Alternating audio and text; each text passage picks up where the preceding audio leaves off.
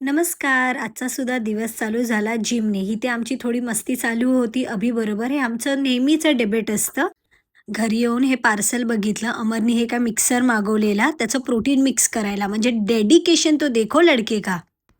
आज खूप दिवसानंतर मनालीच्या घरी गेली होती. नाहीतर आमची भेट ही बाहेर-बाहेरच असते, वाऱ्यावरची वरात असते. आणि ही होती मनाली अभिची पत्रिका. केवढी सुंदर पत्रिका आहे ना. आज बऱ्याच दिवसानंतर अमर आमच्याबरोबर शॉपिंगला होता. कारण की अमर असं गर्दीच्या ठिकाणी किंवा शॉपिंग बायको असेल किंवा कोणी असेल तो येत नाही. आणि हा मस्त घोडबंदर रोड एन्जॉय करत आम्ही निघालो. काय सुंदर ग्रीनरी आहे ना इकडे.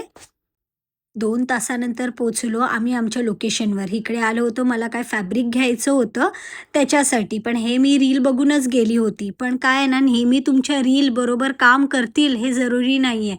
ह्या रीलमुळे माझा एवढा भला मोठा पोपट झाला कारण की मला जे फॅब्रिक हवं होतं ते भेटलंच नव्हतं इथे. माझ्या नादाला लागून हे बिचारे तिघं पण माझ्याबरोबर आले होते अख्खा दिवस काळा करून. मग इथे जरासं अभिने आम्हाला एंटरटेन करून दाखवलं. निघता-निघता ट्रॅफिकमुळे खूप लेट झालं होतं. एवढं ट्रॅफिक होतं बापरे! घोडबंदरला जाता-जाता आम्हाला तिथे दिसलं हे प्रशांत कॉर्नर. काय भलं मोठं दुकान आहे यार प्रशांत कॉर्नरचं.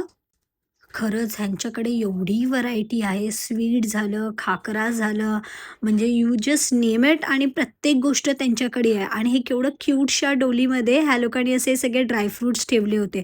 आणि चॉकलेटमध्ये पण एवढे व्हरायटी होती, केकमध्ये पण होती. फायनली आमचं स्नॅक्स आलं होतं. आम्ही एवढं त्यांच्या दुकानामध्ये म्हणजे जो पण आयटम होता तो मी सोडला नाही. सगळ्या गोष्टी आम्ही मागवलं आणि खूप टेस्टी जेवण होतं आणि हे छोले तर खूप छान होते. एवढं खाल्लं इथे, पोट एकदम गळ्यापर्यंत भरलं आणि जाता-जाता घरी तर आज आम्हाला खूप लेट झालं. माझ्या एका चुकीमुळे आज आमचा अख्खा दिवस वेस्ट गेला.